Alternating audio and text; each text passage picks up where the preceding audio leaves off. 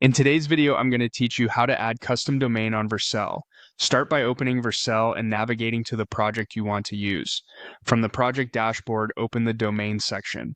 This is where you manage addresses that point to your deployment. If you don't own a domain yet, you can use the Buy Domain option to register one directly through Vercel. Purchasing here keeps DNS and certificates tightly integrated, which usually means fewer manual steps later. If you already have a domain, no problem. We'll attach it now. Choose Add Domain. A dialog will appear asking for the domain.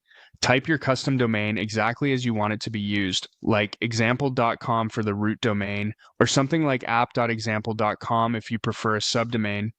Vercel will quickly validate what you enter and let you know if anything needs adjusting. Next, connect the domain to an environment. Production is what you typically want for your live, public site.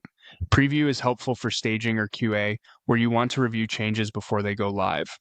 Development is best for internal testing. Pick the environment that matches how people will use this address today. You can always fine-tune or add additional domains and subdomains for other environments later.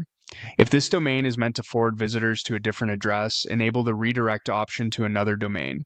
This is ideal when you want to end up at the root domain, or when you're moving traffic from an old domain to a new one. Enter the destination carefully to avoid redirect loops and make sure the target domain is already working. Click Save. Vercel will create the domain entry and begin provisioning an SSL certificate so your site serves over HTTPS.